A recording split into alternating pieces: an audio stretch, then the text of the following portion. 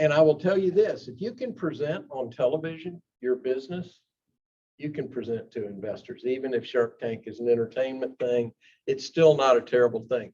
And I kind of watch Shark Tank, not because it's a reality show, but because I like to see how the entrepreneurs carry themselves. I like to see if there's some new ideas about what catches the attention of people. People like me, up there I said euphemistically, they rarely make quick decisions. We never make quick decisions. Quick decisions almost always are in error. So we overanalyze and take a long time. Your value to me is based on the risk that I think you have in your company. There are three kinds of risk. There's monetary risk, there's product risk, and then there's what I call the acts of God risk. You know, things just happen. That one I can't do anything about. Monetary risk I can minimize. I can make sure that you have a good plan. Product risk I can minimize through some research and product development, make sure that it's a viable product. This is something that is the opposite of what all of our promotional material here at the Innovation Center is about. That come up with an idea and make a business out of it. Ideas do not sell. And all business plans do is get you a hearing. They don't sell. Okay. So all we're doing here is a little bit of an academic exercise, but it's going to give you a really good basis for raising capital because you do it from a good place. I've already talked about the P-cubed concept. Oops, what happened? Here's a typical startup cycle that I want all of us to agree on. And you, all of you out there may be at a different place in this cycle, but all of you will have gone through each one of these steps. The first is ideation and conceptual phase. This is where you came up with the idea and the concept and how you can take your business down the road. Usually the next step is friends and family and bootstrapping. That means your own money, whether you borrow it from your family or get them to give it to you, or it comes out of your day job income.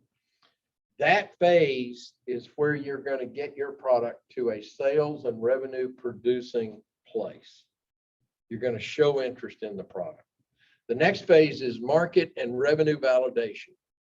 That usually is what I refer to as the prototyping phase. That means that, well, Mary has a great pet food business. It's really cool stuff. She's done a lot of work on developing her product to the market. And she's got all this product development done. She's proved that people like it. She's proved, more importantly, that the dogs like it. But beyond that, that is where she is. She needs now to validate a larger market to move forward and grow. So she's through phase, or the third step there. The next step is seed capital. And the seed capital is that first outside investment that you get. It may not be an investment, it might be a bank loan, but it's outside money. It's money that mom and dad didn't give you. It's money that you didn't pull out of your own pocket. Okay. And that phase is very critical because it kind of defines the way the rest of your business is going. And that's why we're spending so much time on it today. The next phase is to build your team up and get to market entry. And then after that, you're talking about strategic funding that really grows the business out. So let's take the pet food. By the way, you guys haven't figured it out yet, but I pick on the people that are here. Okay. So Mary already knows how to make her product. She knows who wants to buy her product. She knows why it's good. She knows that the price is acceptable because people have already started paying for it. Okay. So the next thing she's got to do is get enough money to build enough product, to get in enough retail spaces or enough places where she can now make a living at this business and not have to do anything else. The next phase under this last red line down here is to get money at that point that really grows the business. So it's either ready to sell or it's going to be ready to hand off to your heirs, your family, or in my case, merge with another company that's like yours, that the sum of the parts is more than the sum of the parts. Okay. Last thing is scaling and strategic teaming. The types of money that go in these three sections, in that first section up top, that is usually angel money. We refer to it as people that don't invest a huge amount of money.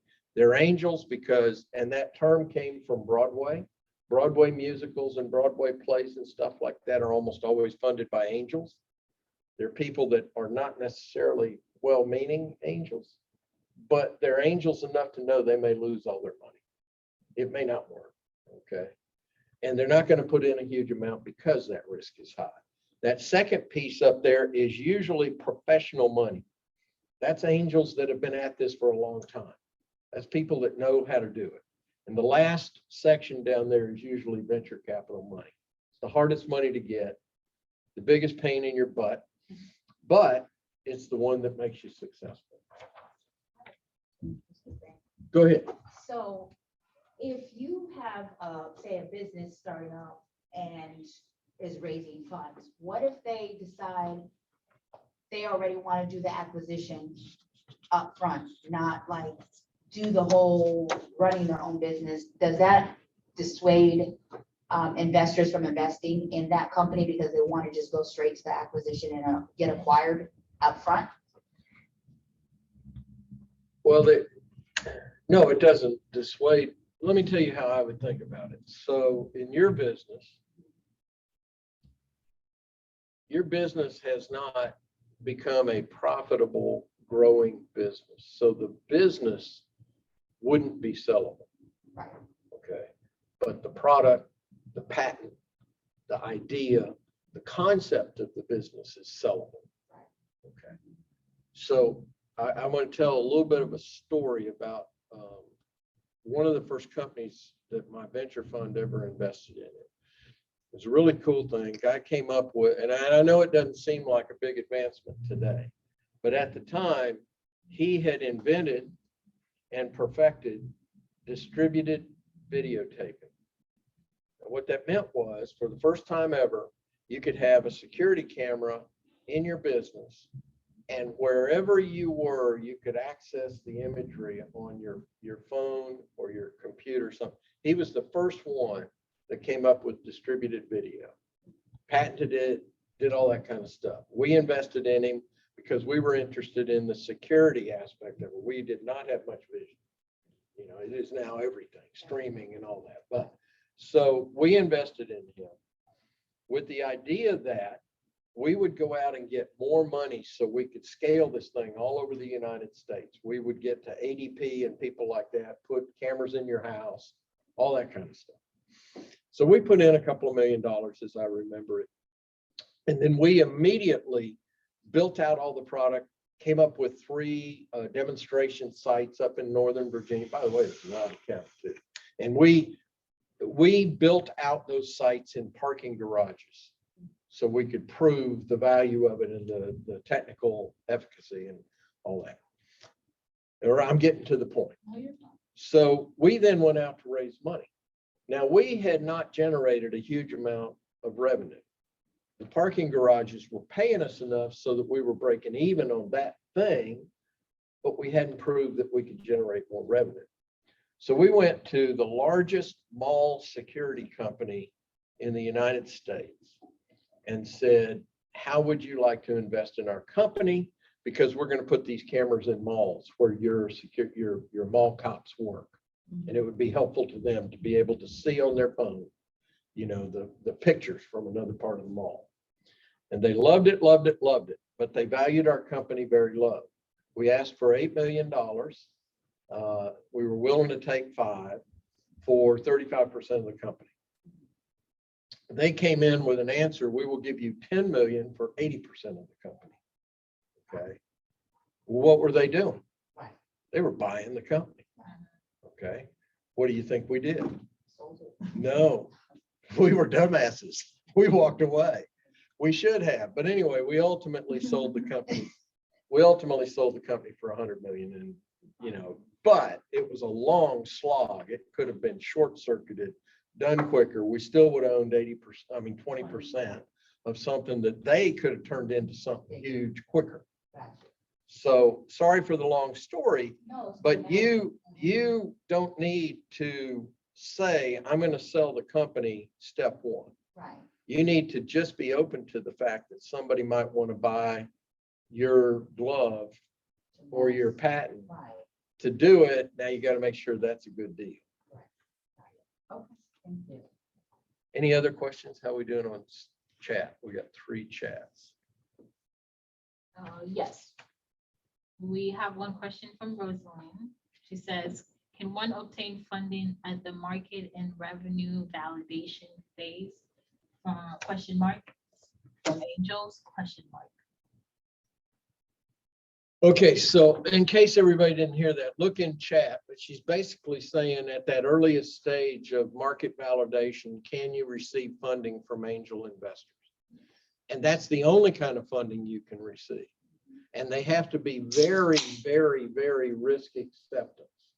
You know, they have to, you know, that's probably an 80% chance they're going to lose all their money. So we make investments like that, but what we're investing in at that point is that you've guessed right in the market, but we're investing in you, the person, and your product. And we figure that if we get in early, we'll get more of the company at a less valuation. And then when the next money rolls in, we'll be in a better position. So the answer is yes, Rosalind, but that's not what we're going to hope to teach you today. I want you to get your money when you validated the market, you've got a little bit of revenue going, because then the value of your company is much higher. Anything else? No, that's it. All right. We're up to where do you get your money? Sources of capital. So I've talked about a few of them: self-funding or bootstrapping, friends and family. That's sometimes, by the way, called friends, family, and fools. You know, over the years, my family has put money in ideas that me and my brothers and sisters have come up with. But my mother was always the common sense one. My dad was always the dreamer. My dad would invest in anything we came up with. He figured because he was easy to sell, we would talk to him and not mom. Mom would then say, okay, how much money are we getting back? When are we getting it back? How do you want to write the terms? What do you want to do? How does it fit with our other family businesses? All those kind of really smart questions that women tend to ask that men aren't smart enough to ask. But what it taught me about family money and friends money was this. While this is easy money to get, in my opinion, it is the kind of money that has kept me up at night more than any other. Because if I take money from my family, or I borrow money from friends, or I do something like that, there's more of an obligation to me to pay them back than there is anything else. So I don't mean at all to say that these are easy or less troublesome, but in early stage businesses, it's easier for you to use your own money and to talk to friends and family about something because they're investing in you, not the company. So here's what I will say beyond that about bootstrapping. Do not use credit card debt to finance your company. Now, some of you have already done that, I'm sure. The reason I say it is that almost always an investor at my level is going to look at your personal credit rating. And if I see you have maxed out all your credit cards, even if the money went into this business, your credit rating is low. And therefore I know all of the funding that I put in the company is not going to be able to be matched by banks because you're not worthy to get a bank loan on top of the money that I put in the company. So if you can at all help it, don't use credit cards to do your bootstrapping. Next source of capital, angels and venture capital, they're the same. Commercial debt is bank debt. Don't forget about grants. Don't forget about revenue or organic funding. Now, here's what I mean by that. The top 4 are things you have to go out and seek. You have to look for that, and you have to qualify yourself with all those people to get the money. Grants are offered for your kinds of businesses from municipalities, corporations, all kinds of things. The reason I say that their grant money is better money because you don't have to give up any of your company. Grant money is better money because you don't have to pay interest on it. The bad part about grant money is that there's an expected performance that you have to show you did with that money. Hopefully, all they need you to prove is how you spent it, not how you made money on it. What do I mean by organic funding, Crystal? Crowdfunding. Nope, not crowdfunding. The money you make on your product. So you are selling $7,000 to $8,000 in a month of pet food product. Okay, that is funding your business right now. That's organic funding. Okay, that's what I mean by organic funding. Crowdfunding essentially is angel funding. Gotcha. It's just Okay. different way of doing it. The last, which will only become available to you after you have been profitable for 2 or more years and grown at greater than 20% a year. Then you'll be the private equity darlings and similar funds like that will be looking for you. You won't have to look for them.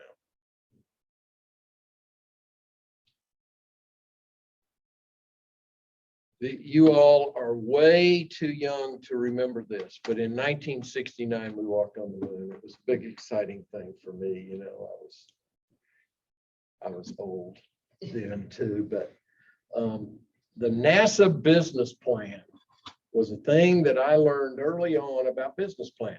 They actually had a business plan to get on the moon. They had not done it. We couldn't, the rocket testing was all failures. We hadn't put anybody in space, but we're going to put somebody on the moon inside of 10 years, inside of the end of a decade. The NASA business plan got funding and did it inside of 7 years. There's never been a feat like that linked to a business plan that did something that monumental in that short a period of time. And especially when you consider the science wasn't even known. It was, most of it was a guess.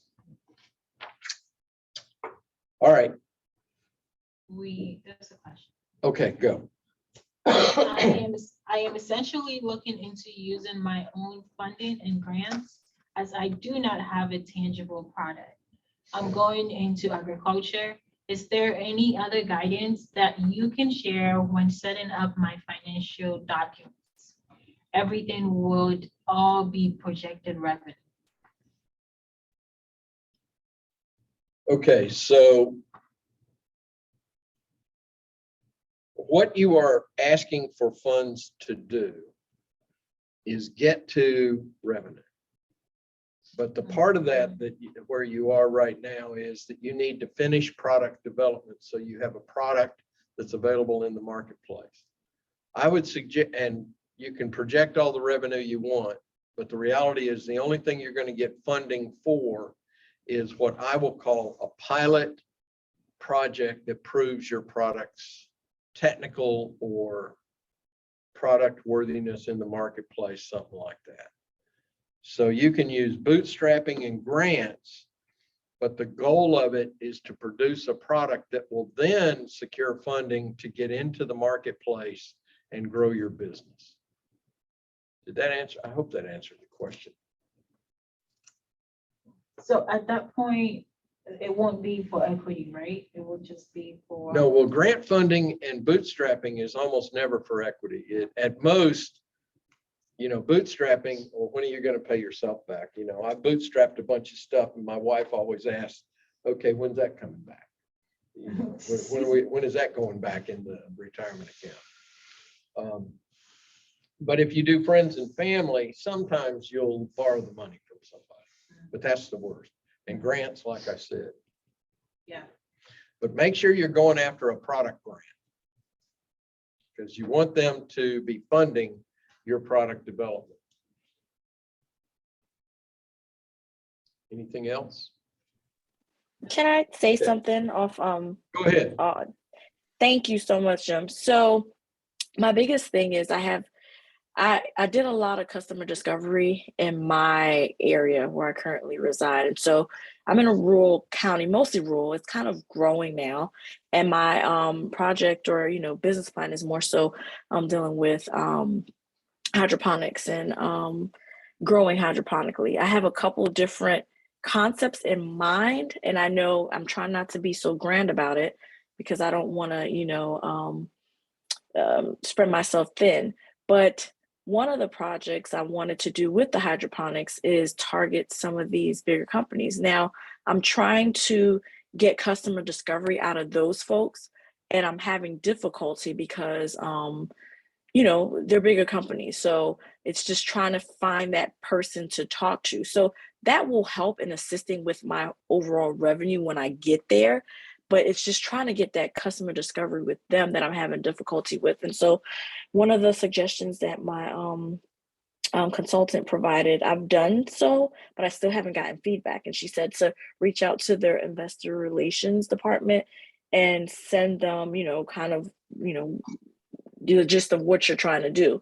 And hopefully they can respond back to you. It's easier for me to do it at the local level when I can go from store to store, neighbor to neighbor, resident to resident versus these bigger companies when there's that one point of contact where that would give me more bang for my buck, but it's hard to get in contact with someone. So Kind of money Yeah. that, Diana, the kind of money that you're raising is money that's going to get your hydroponic manufacturing basis, if you want to call it that, but your hydroponic yes, concept equipped and up to production.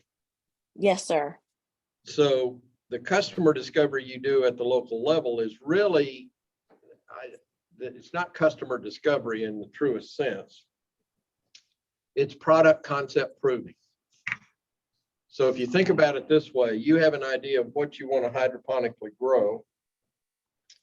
And the unfortunate thing with investors right now is that when you say the word hydroponics, the only thing we care about is cannabis.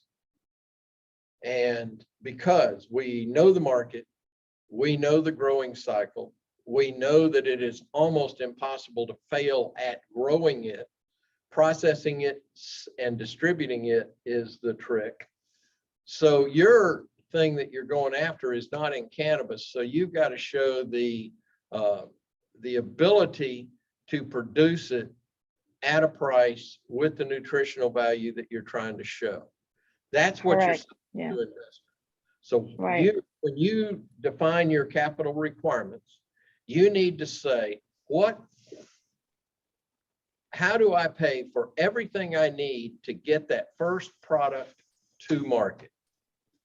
And then all the discovery you do about whether people will buy it or not at the local level will translate to those bigger companies. But I would suggest that the reason that the larger companies aren't talking to you is that they don't give you credibility for being real. You're not real. You're not Understand. ever going to be on their horizon. You're not going to, so finding customers in those larger companies is more difficult. It's more difficult. But if you can research where they get their customers for what kind of products they sell, you can do that without ever having to talk to them. Gotcha. So I hope I didn't undermine your consultant. I just hopefully refined you toward an area that's going to bring you more answers than it is questions. Yes, sir. Thank you so much. Okay, Kim, can I add something to that? This is Keisha. sure. Okay, so she's trying to grow. If she would start looking into like Department of Agriculture and NASA, because when I was at Tuskegee, we did grow sweet potatoes and peanuts hydroponically. So getting a university partner plus trying to do an SBIR, to validate your research if it's a product market fit. Those two places are where you need to look for like grants. So I hope, Diana, Yes, ma'am. I hope you wrote Yes, that. ma'am. Yes, I did. And so I've looked into, especially the SBIR. This is why I'm really trying to get my business plan together, because you need all of that in order to get the funding. So this has been instrumental in trying You don't to need get a me. business plan. You need a commercialization plan. Totally different things. Okay. Well, I And the did not know that. And the commercialization plan is what I referred to earlier as your product concept proving plan. It's essentially how you're going to get it to market. That's what the SBIR funders care about. Thank you. And thank you, ma'am. Thanks, Keisha. All right.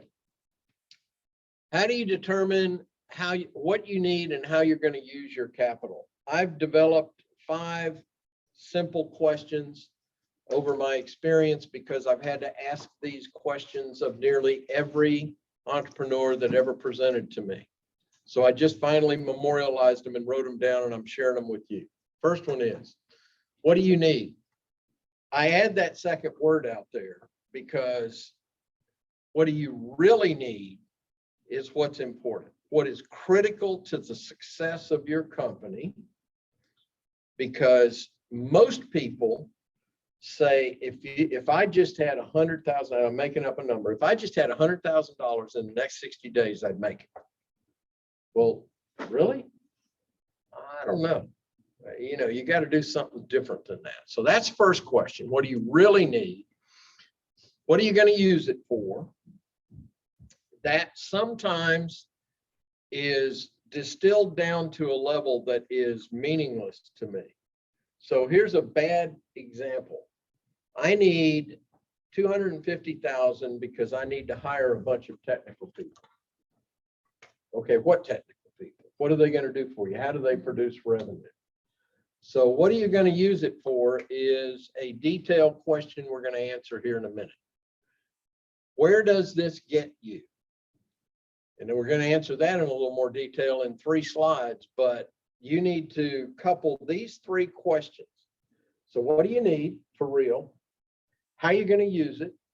And then after you've used it, where are you as a company? Where are you as an enterprise? If you can answer those 3, the last 2 are a little bit easier. When are you going to need more? And if you say I'll never need more capital, most people like me will run screaming from the room because that means you're very short-sighted. You're not looking out with vision to figure out what is money, how much money are you going to need to really grow faster. And then this last part is the purpose of our whole day today. And the next column I'm going to go through. How much are you going to need in total over 5 years? So if you are talking to me as an angel investor and you say, I just need $100,000, I'm going to do this and this and this, and it'll get me to break even. And I go, okay, prove that to me. Great, great, great. The next thing ought to be, what are you going to need next? And next, and over the next 5 years, how much are you really going to need? Now, why do I care about that as an angel investor? It's because if you don't forecast what you need, then my money may be lost because you couldn't plan to get funding in the future. Or worse, I'm gonna have to come up with all of it. So at least I want to know what that all of it is. All right. In my world, here are the only suitable uses for capital. If it's not on this list, I'm not going to give you the money for it, and no investor probably will. So I will put money using the P-cubed model. So people first. I want you to plan for hiring people and skill sets so that you can quit using independent contractors. Why? Because the world right now, particularly the technology world, is all about independent contractors, you know. Yeah. Well, you can't count on them, and frankly, they steal your ideas. If they are your employees, while that's kind of its own pain in the ass, your employees sign non-disclosure, non-competes. They sign agreements that say they're going to protect the company. They're part of the family. That's what we're doing. So the use of capital is to hire key people so that you can get out of the consulting business. Product development. So somebody's already asked several questions about that. Product development can be R&D, it can be product proving, it can be customer discovery, it can be all kinds of things, but essentially product development goes into fitting your product into the market. And then profit generation can be defined in those three areas. What am I going to spend on sales and marketing? What am I going to spend on promoting the product in the marketplace? And then what am I going to spend on vendor costs? So what does it cost me to make my thing? I'm going to have to spend some money on that. And I'm going to probably have to spend it before I'm making money, or before I'm making enough money to fund myself. So vendor costs sometimes are called investing in inventory. Those of you with a product, it can be like Crystal, how many gloves is she going to have in inventory before she goes out and promotes to the Bass Pro Shops? I mean, they will give her a number. They'll say, if you don't have the capacity to get me 180 per store per month, I'm not gonna contract with you. We talked earlier about Walmart. You know, if you want to put pet food in Walmart, man, they got a whole big rack full of that stuff. You're going to have to come up with a lot of it. Okay. The next one is surprises, what I call surprises and intellectual property.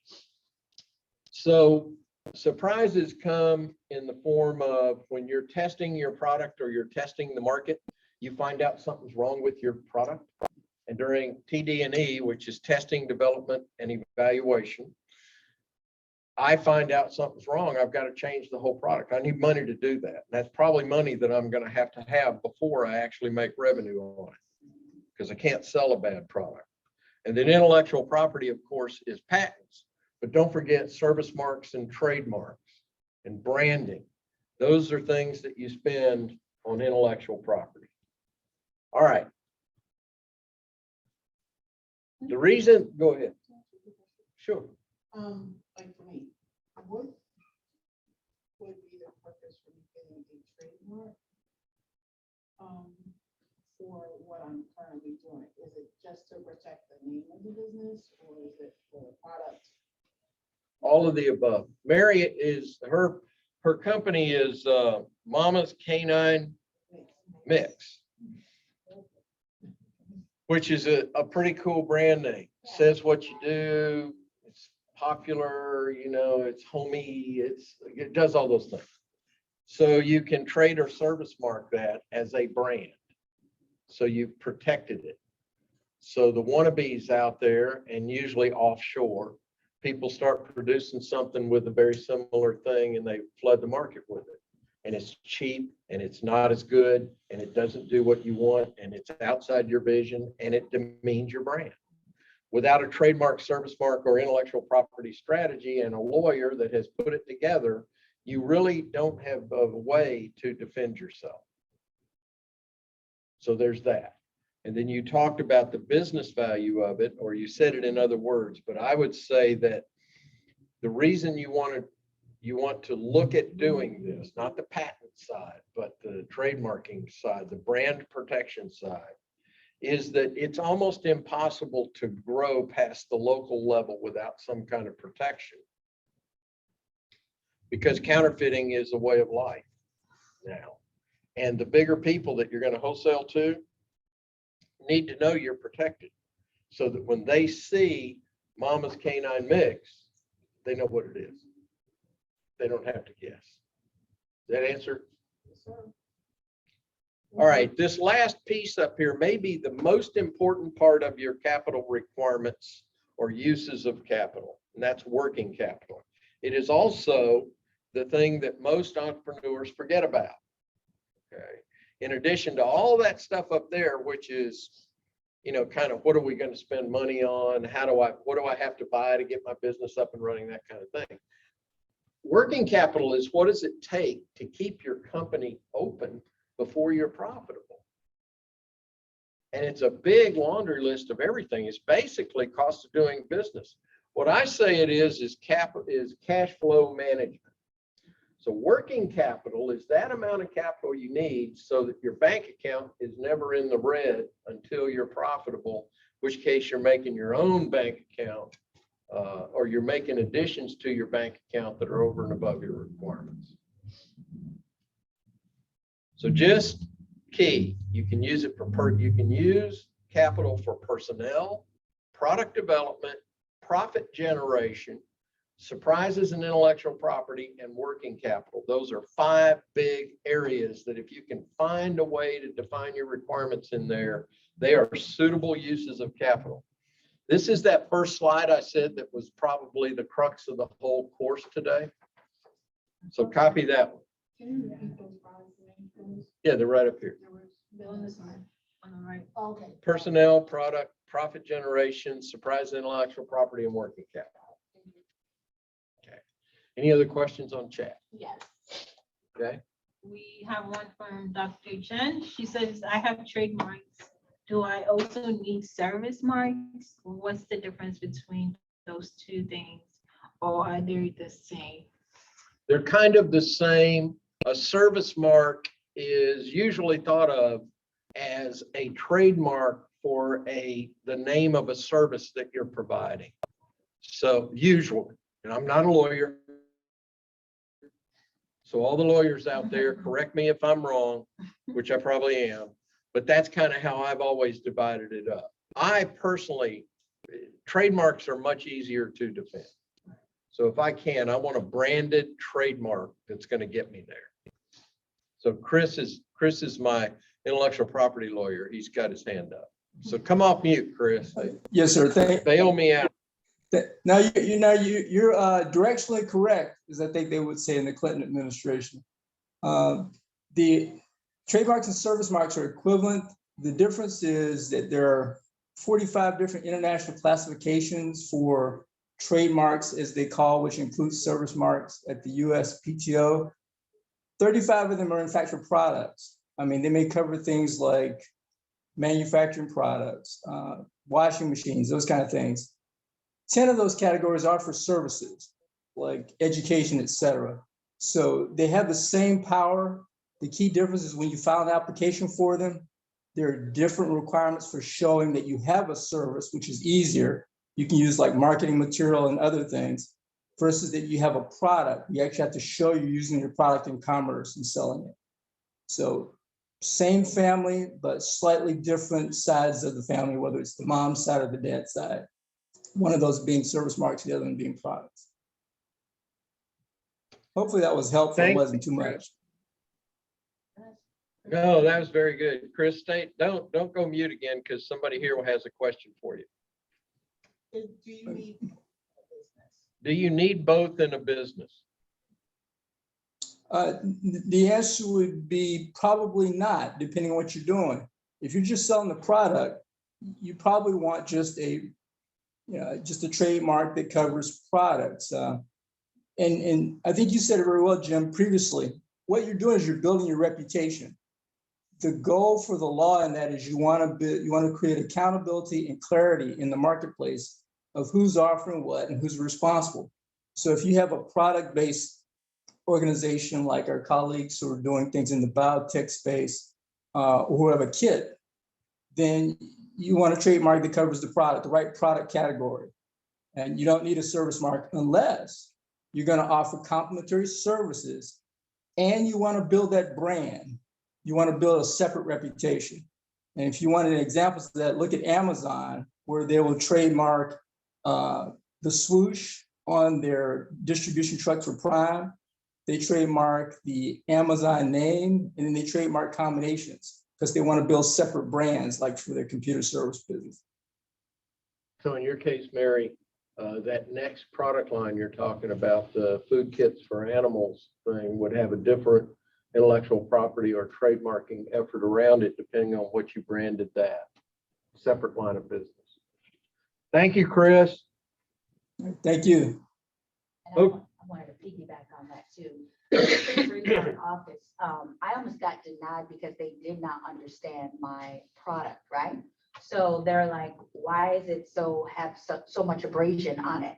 And they're like, you need to show it how it's actually being used. I'm like, it's supposed to. So I told my trademark lawyer, we need to get on the phone with them, because I had to do the same thing with the patent office, to have many dialogues for them to truly, of course, if it's self-explanable, then you don't need to do that. But if your product or your service is something, you need to explain for them to understand, definitely do that, because just miscommunication and not understanding that could have got me a complete denial.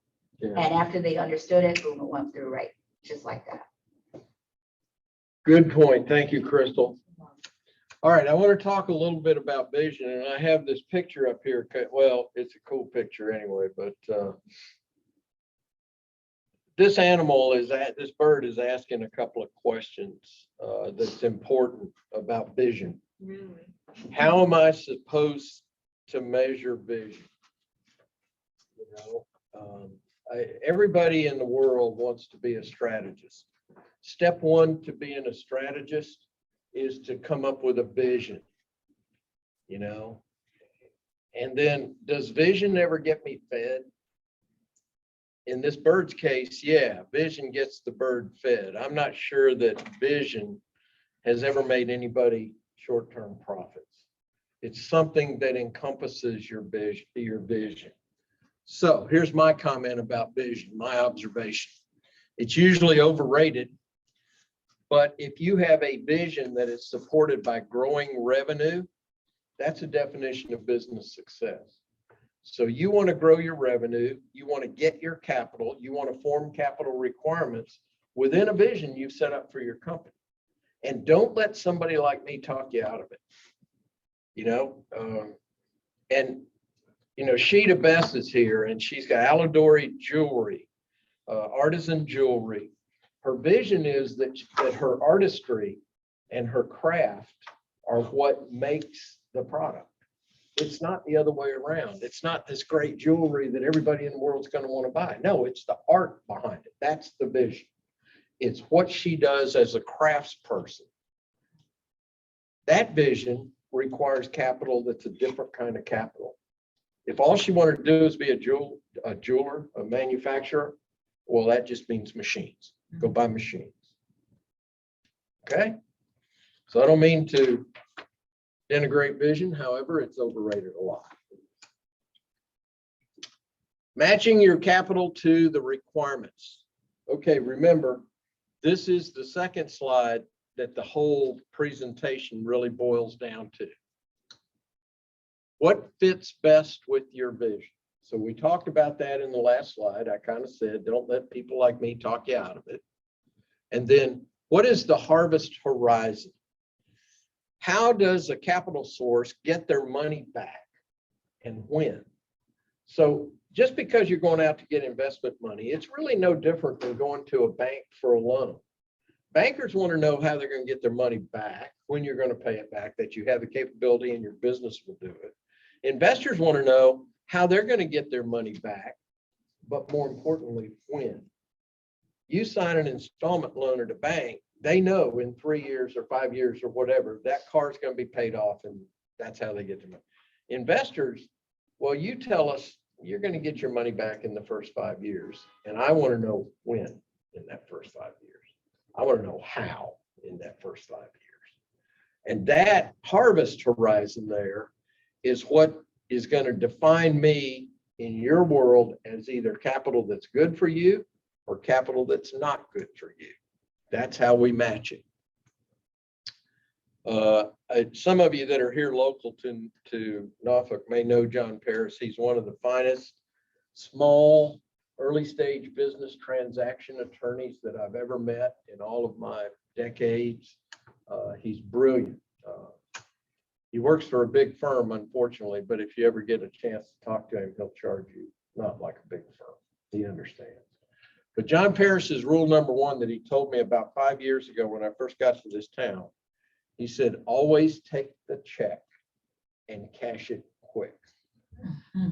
I was going through all of this capital negotiation and money and all that. And we ended up with the client that was in there. We're sitting in John's office and we had 3 investors on the other side of the table. And they said, you know what? We disagree with the value of your company. We think you valued it too high. but we agree with you that you need this amount of money. So we're 50% there in John's eyes. In my eyes, we're not even close. Okay. So they said they would put in $1.5 million, but instead of the 20% of the company that we wanted to give up, they wanted 35%. So we still had control of the company. We got the money we needed, but I thought that they were lowballing us. I thought it was unfair. They didn't believe our numbers, all that. And I'm starting to go to the mat, man. I am saying, no way. And John pipes up, says, could we have the room for a minute? Jim, come with me. And this is what he said to me, Jim, take the check and cash it quick. We'll figure out the rest later.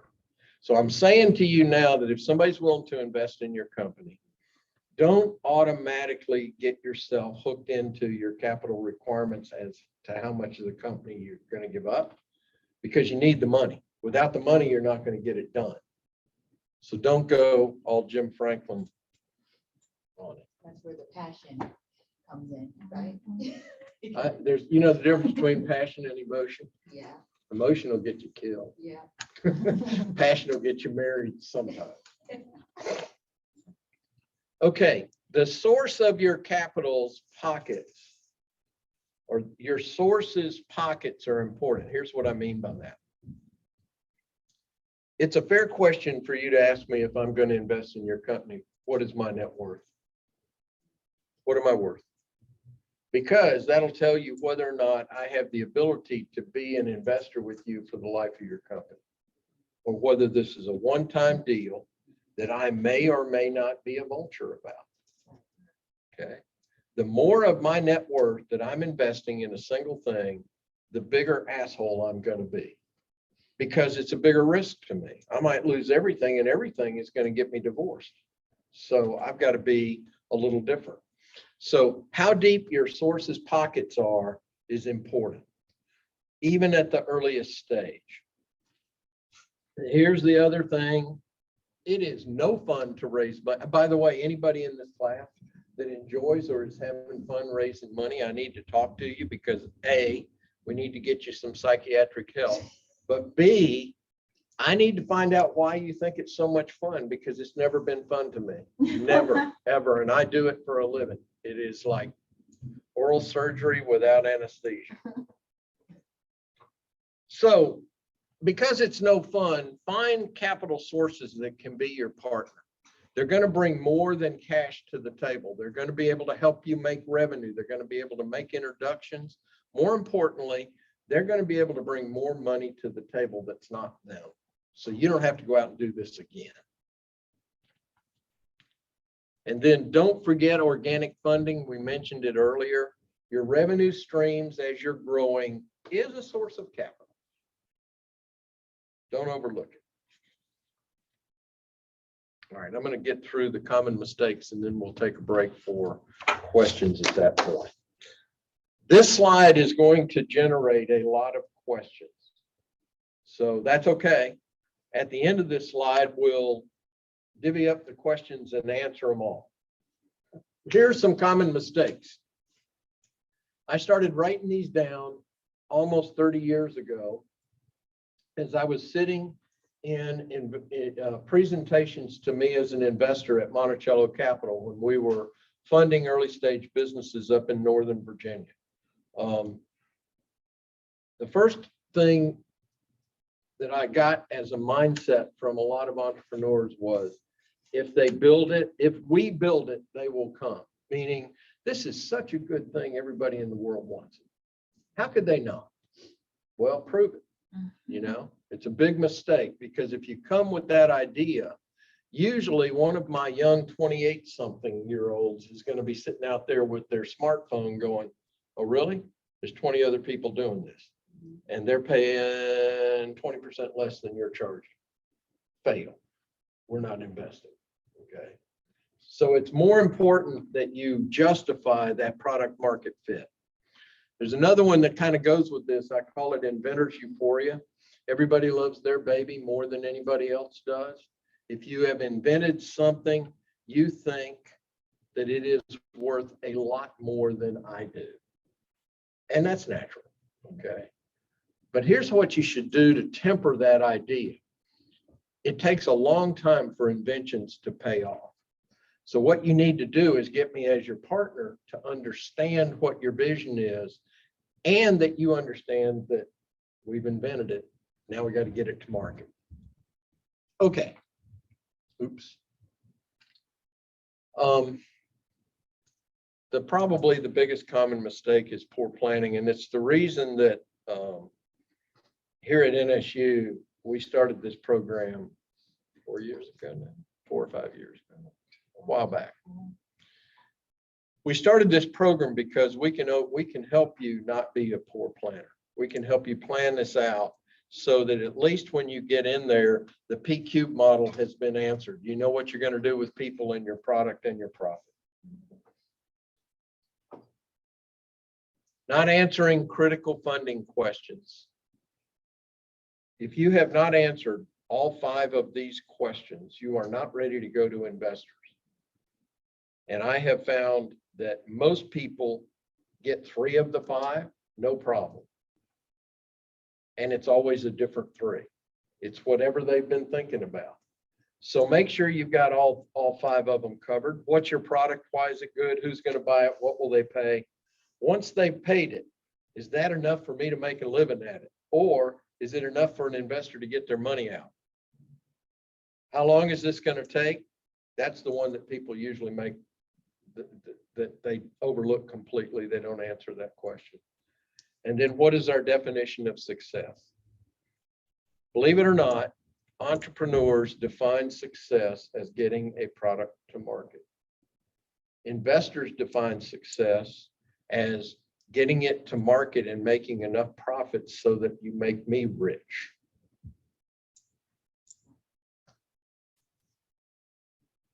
The biggest common mistake coming up, write it down. You focus all of your early efforts on spending instead of generating sales. And here's what I mean. It's a natural thing for people to want to do product development. That costs money.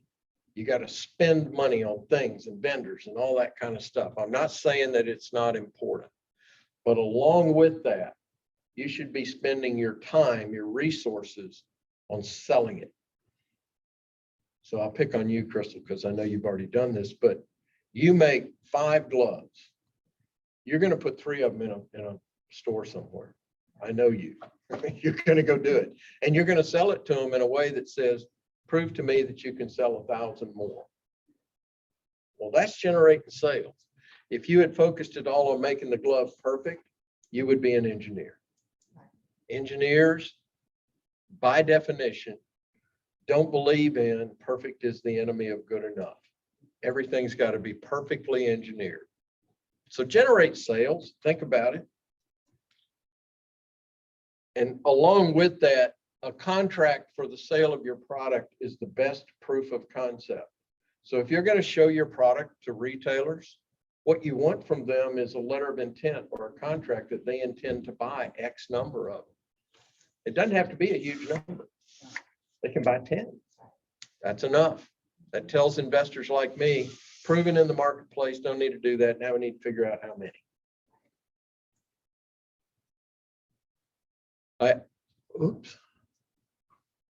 I always get grief for this, so I'll apologize early. If you don't know what a marquee board is, it is a board made up of famous people. It's a board made up of attractive people. It's a board made up of people that don't bring anything to your business, but they're popular. So I'm not telling you not to go get Michael Jordan on your board. Name recognition alone is probably pretty good, but don't expect them to do anything for you, okay? And marquee boards are generally started by people in your community that don't have the money to invest in you, but have touted themselves to you as somebody who is really good at doing something, really good at knowing all the banks, really good at knowing people, all that. Put me on your board. Here's what they really mean. Their resumes are weak. being on your board helps.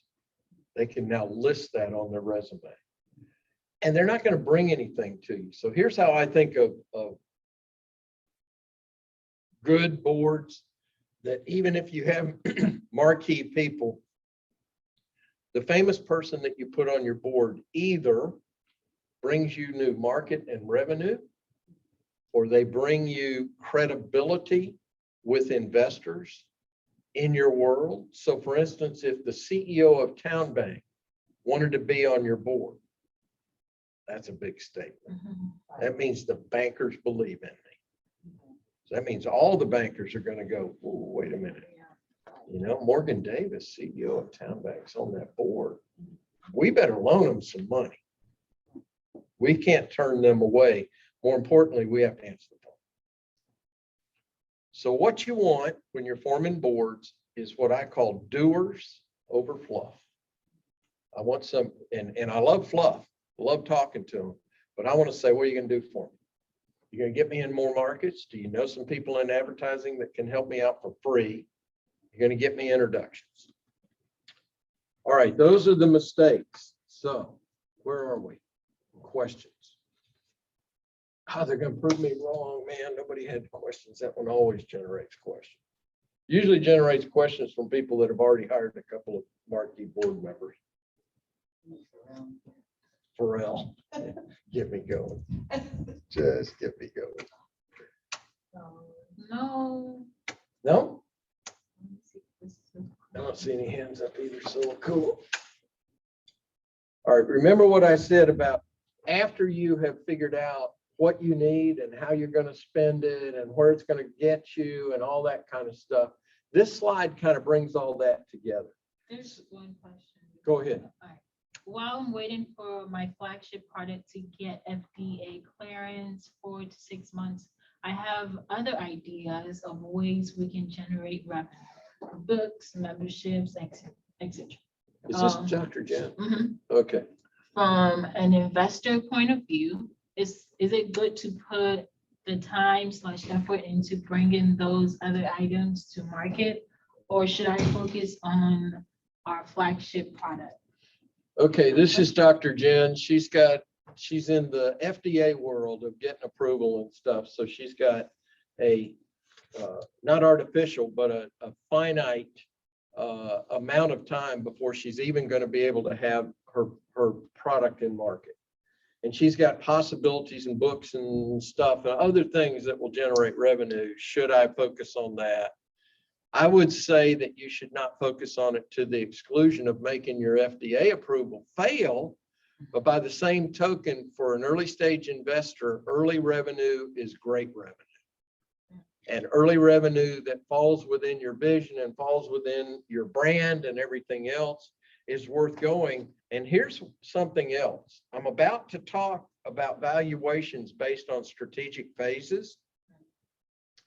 One of the key phases is for your company to have generated revenue. It doubles your value. And it doesn't matter how much revenue. So if you are a post-revenue company, you are worth twice as much as a company that's still in prototype proving. So the answer is yeah, Dr. Jen, go for it. Okay. Anything else? No. In strategic planning, we have 5 phases, sometimes 4, but they're always the same. These strategic phases are product and company development. That's when you're in startup, you're developing your product and your company fleshing out. The second phase is market entry. And that goes to all the way up to breaking even. Phase 3 is where you accelerate your growth. This is the one that people like me focus on. We call that the target year. When will your growth show that it's accelerating? We've got market acceptance and we are now growing. Phase 4 is the consolidation of your market presence. Sometimes this is referred to as the sustainability phase. It means that if you don't do anything else, this is off and running. It's gone. It'll maintain itself. The workforce I have is sufficient. We're there. We're going to keep this growth rate. And then phase 5 is what I call strategic financial event. Other people call it harvest or exits. But phase 5 is not important to early stage entrepreneurs, except to know that you have possibilities and to not close the door on any of them. So if you determine that you're never going to sell your company, for instance, most investors are going to devalue your company. They want to know that you can always be money whipped. Because if you make a huge premium on the company, I get a piece of that. So that's an attractive thing. Now, whether you do it or not, it's less important. I need to know you haven't closed your mind to it. So those are the 5 phases. They are going to coincide with this table that I'm going to throw up. Phase 1 is usually financed at less than 100,000. It's in the first months of a company's existence. The result that you hope to get from it is to make a determination of validation or go, no go. The money's going to come from friends and family for the largest part. The next one is usually less than $500,000. It's the first 6 months the company's in business. It's kind of where most of us in this room and on this call are. And it is to produce a minimum viable product. Minimum viable product, or MVP, was something that was coined by the technology world, but it applies across the board. It is the minimum product that you have that will be acceptable to be demonstrated in the marketplace. It is minimum viability. It is the absolute minimum that we need. Essentially, if you're in a product world, R&D is over. Now we're talking about developing the product with its enhancements going down the road. We can sell this product. So you're past MVP, Mary. You're there. So where do you get this money? You get it from angels. Most angels or angel investment groups aren't going to invest more than about 500,000. But the smart ones will say, what do you need next? And that goes to this next phase, which is 1 to 2 million. It's usually a year or more after you've been in business. And its idea is that you're going to already be past break even, and this is going to nail down your capacity to generate growth. That is usually seed round money from venture capitalists. And I would suggest to you that this phase 3 accelerated growth past break even stage is the hardest money to raise. It's the hardest. That's why I say that target year, that third target year, very important. And then the last 2 you care about less, 5 to 10 million, years 2 and 3, that's to accelerate growth, and then to consolidate so that you can exit can sometimes be in the tens of millions of dollars. But why would you think, and I'll pick on all of you around this table, why would you need $15 to $20 million for a company that's already successful? It's already grown. Well, I thought about that too. But the answer that I was given from a bright gentleman, he said that you don't want to pull revenue from the company if it's already making it. So you want to still cover your expenses, like your capital, your salaries, and you want to take the extra money, not pulling it out, but still stay afloat and to use other people's money to generate more money into the company. And how do you do that? How do you do what? Generate more money into the company. Well, you create more sales, more Okay. channels, more maybe international markets or something like that. There you go. Market expansion. Mhm. So market expansion, generating more sales through promotion and that kind of stuff. You don't want to send your money. You want to invest in doing that. Okay. Yeah, that's some. Capacity. In your case, you might want to bring on 5 more manufacturers Right. so that you can go international. Right. And that kind of thing. But here's what it usually means. Winter Circle Venture, which is my latest venture fund, our job at this round, which is usually called the A+B round, you know, when we're out there, we invest this money so that within 2 to 3 years, your company can be sold, merged, or go public, which means we're going to buy up the competition. We're going to take $15 to $20 million. We're going to go out and buy all the little piece parts, the little small things that are ankle biters is what I call it, you know, in the marketplace. But we're going to do it in a way where they are our partners. We're not going to, you know, we're not going to lowball them. We're going to go buy them and keep them on because they know something. Okay, that makes sense? Okay. All right. Any questions? Because we're up to one of my favorite slides. No. All right, I don't want to gross any of you out, but get ready because this is a cool slide with a really cool animal picture. Here's my Kim, thing. I have a question. It's Keisha. Okay. So when is it a good time to ask, what's your deal flow? How many startups do you have in the pool to find out if that investor is, you know, got the capital or even the leftover money in their fund to invest in you, or are we Yeah, going to that's be a dragging great- along to the next fund?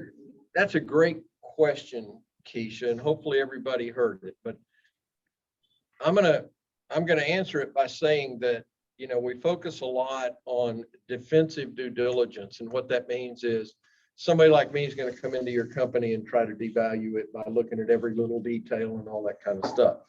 I think that every entrepreneur, regardless of their phase, should do due diligence on everybody that is a potential investor.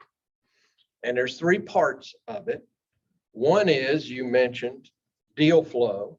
How many deals like yours has somebody like me and my fund done? Second one is, how did those turn out? That means in Winter Circle, for instance, we invested in a restaurant in Charlottesville. How did that restaurant do? More importantly, how did the owners feel about the investment? Were we good investors, bad investors? Were we partners? Did we help? Did we bring more than money to the table? All that.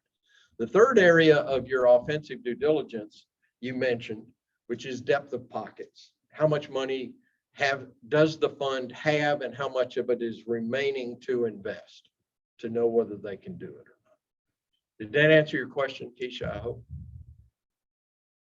Yeah. Okay.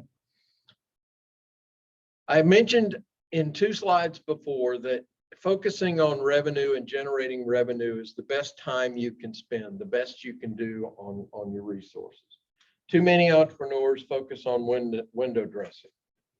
And that's, to me, window dressing is everything that doesn't produce sales. Sorry, it's just nice to do. Now, it might be important, but not as much as making revenue. And pre-revenue equity capital is expensive. That goes to valuation. You know, I said that your company after revenue is worth twice what it was before revenue. So that means that if you want to sell equity in your company before you've generated revenue, you're going to have to give up twice the company if you just wait, if you could make revenue. Okay. All right, this is a picture that I call focus, and it is demand focus, because when you're about to get bit in the face by a snake, there is no possible way that you can think of yourself as stronger than the snake. I'm sorry. You overestimated your value in this world. You're about to get your eyes poked out. So focus. All right.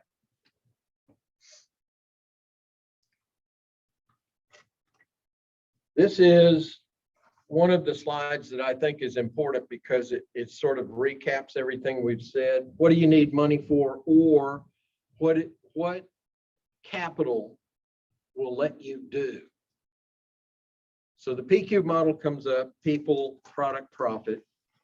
But I think one of the things that CapEx planning allows you to do is to quit your day job. So almost every entrepreneur I've ever met has a day job, but they have this idea that is their baby that they want to go do. And they always ask me, they always say, look, if you invest in my company, should I quit my day job? And I say to them, if I don't invest in your company, please don't quit your day job because you still need the money at home. Okay. But if I invest in your company, you have to quit your day job. So make sure you're getting enough money from me that allows you to do that over 2 to 3 years so that you quitting your day job was a smart thing to do.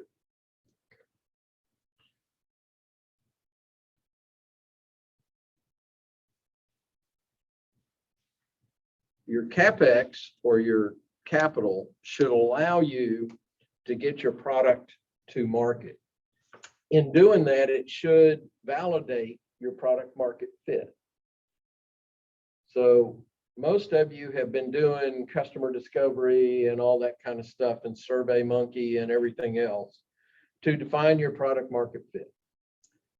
What some capital will do is allow you to get very, very deep into that and find out if you are indeed going after the right customers.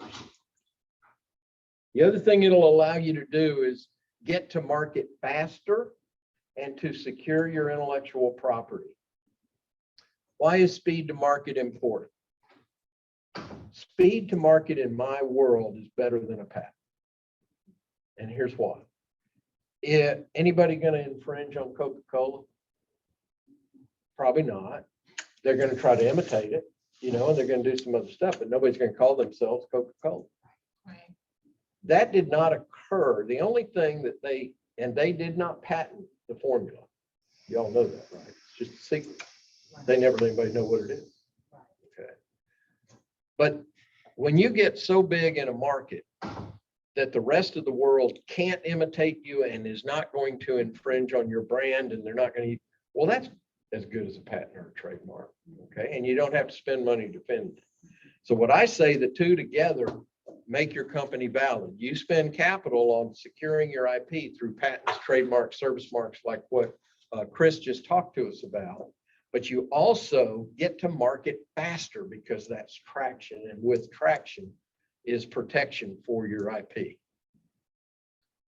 The other thing it will do for you is allow you to identify the path to revenue, profitability, and sustained order book.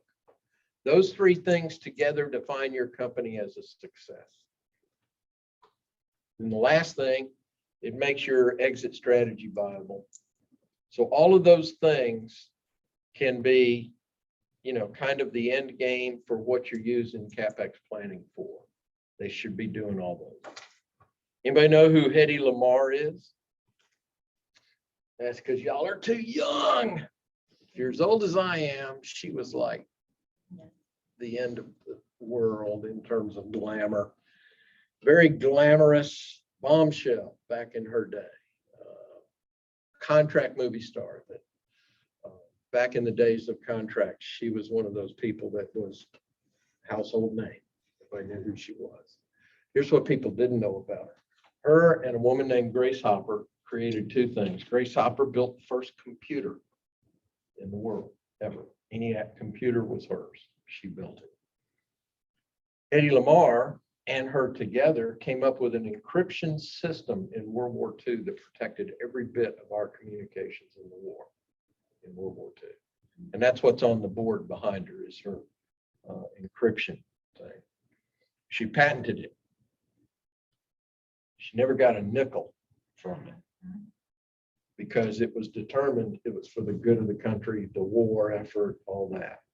But it was patented. And if you go to the US Patent Office up in DC for a long time, they had this picture on the sidewalk out front because it showed the definition of a patent. Here's somebody came up with an idea, it was unique, all this kind of stuff. There's a movie out called Bombshell, and it's not about the CNN anchor women. Bombshell, the original movie, is about Hedy Lamarr, and it's really a cool story about how entrepreneurial she was, how smart she was, but she was a woman in the 40s. Didn't get full credit. Okay, that leads me to bootstrapping, hopefully. Yeah. This is your validation phase. You're going to use your own money to do viability testing on your product, to do some market demand surveys. That's what Kosha and all of our people here work on, SurveyMonkey and all that. It's not a huge amount of money. Your bootstrapping will build you a business plan that is a decision to proceed tool. You're not building a business plan to show to investors. You're building a business plan to convince yourself it's worth doing. Okay, so it's good enough to start, profit, and grow, probability of funding, and there's a realistic assessment of what the competitive landscape is out there. It'll get you a viable and attractive plan for angel investors as the next stage. All right, I promised an example. If you use this table as sort of a roadmap or a template for how you figure out what money you need for what things, you'll be okay. So you do timeline by quarters, that's a when across the top.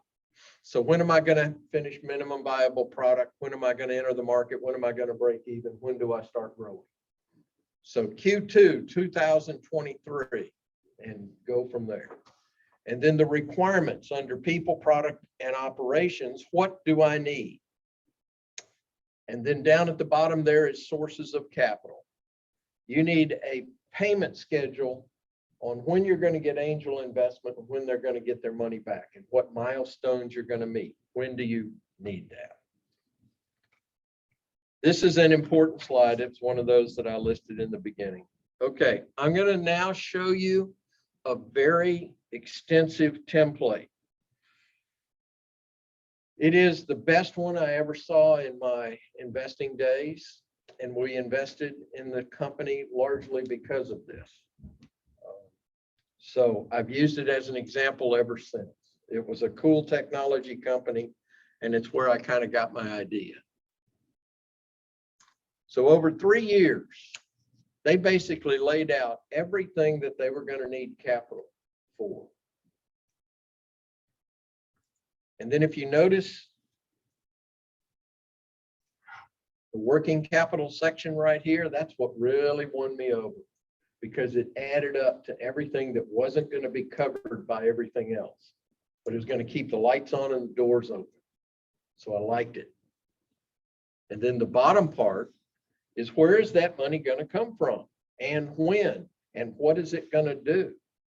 So if you look at the bottom there, it all got laid out. So $2.75 million is what they needed. They didn't need it all right now. They needed it over time, and they needed it in conjunction with milestones that were going to occur.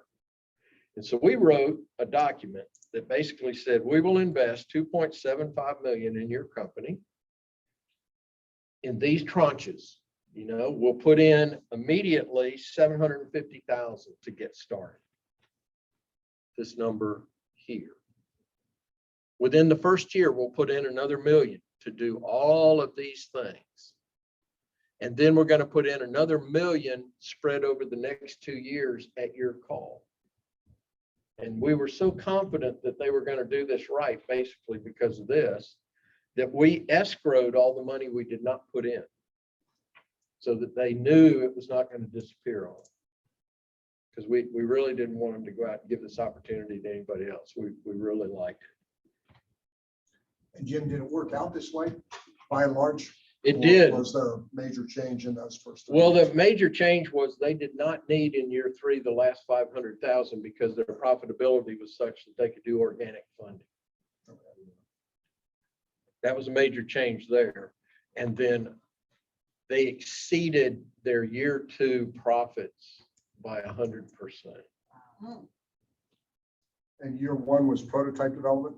Yeah, Year it's pretty. 0, I'm sorry. Year 0 was prototype development. Year 1 was market entry Market and, entry, you gotcha. know, trying to prove the price point.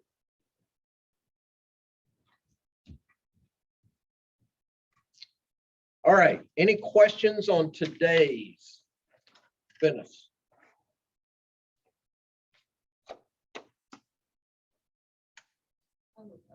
So I'm not looking at all of this. So what actually happened? You said that they met their projections that was posted up there. Yeah, we made this, what happened to that company? I guess I should tell you about the company. The company built a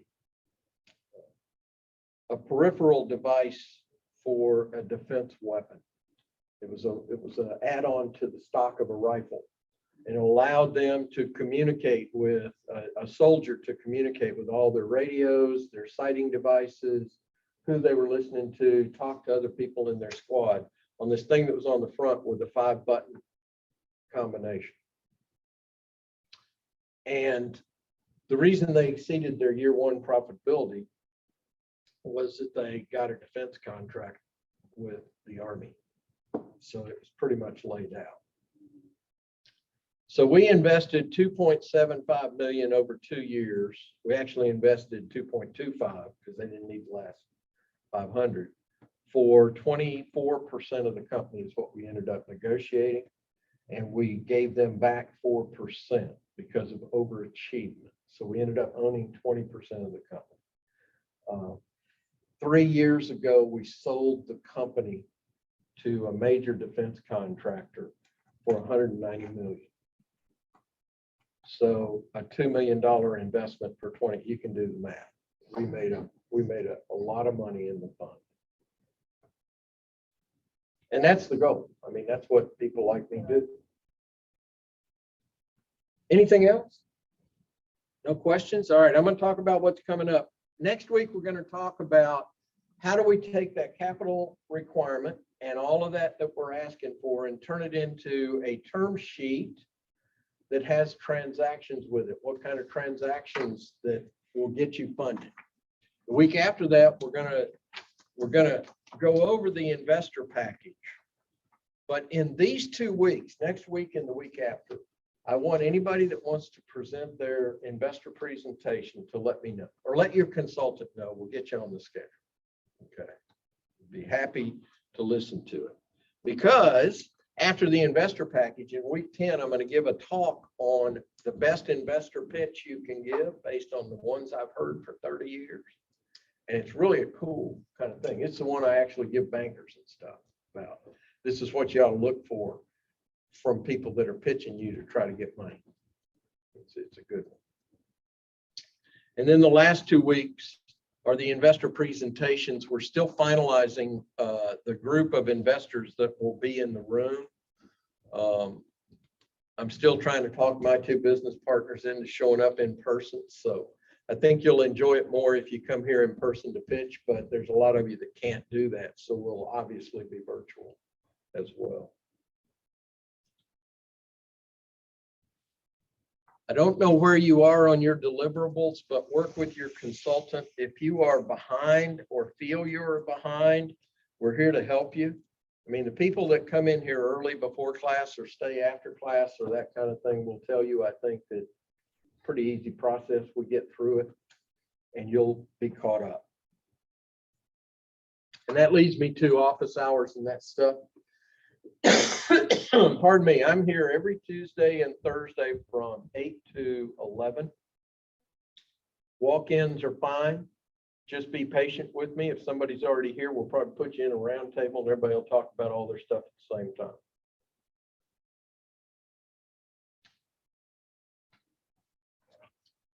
All right. Here's what I think you should get out of today's work and be ready to do on your own. It's not real homework. It's just something for you to think about. You need to define what capital you require. You need to figure out what the sources are, whether it's going to be debt or equity. How much ownership are you going to give up in your company in your mind? And what is the reasoning and basis for your valuation? And none of you, or very few of you, are going to be able to do this. I want you to get your mind around it because that's what we're going to talk about in the next couple of weeks. How many board seats are you going to have to give up? What are your strategic capital requirements?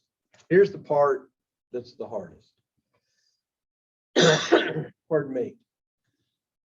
If I put $1 million in your company, how do I make money on that $1 million? If I put $5 in your company, how do I make money on the $5? Amounts don't matter. The way the returns are figured are the same.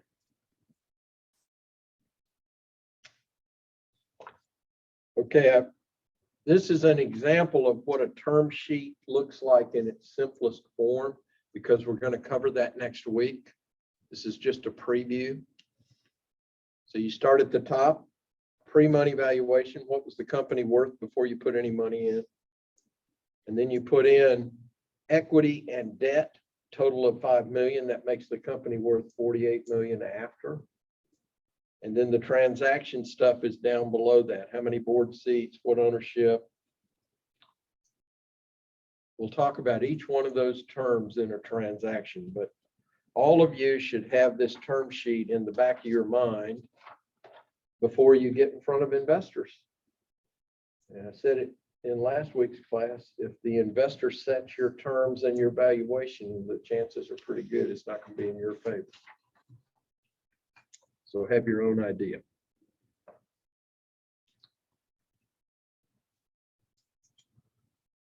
Should have your eyes on the prize. Your investor package is going to be these three things. And in keeping with my early old movie star theme, anybody know who this is? Not the Lion. That's Greta Garbo. Her and Hedy Lamarr were two of the biggest contract movie stars back in the 20s, 30s, and 40s. And this is the worst marketing idea in the history of entertainment. Louis B. Mayer decided that it'd be a really good thing for his main contract actress to meet the MGM mascot, Leo, the lion. Neither one of them was happy about this, and it turned out to be a disaster. They were going to make a little movie about how she bonded with the lion and everything. Did not work out. Okay, and my card's up here.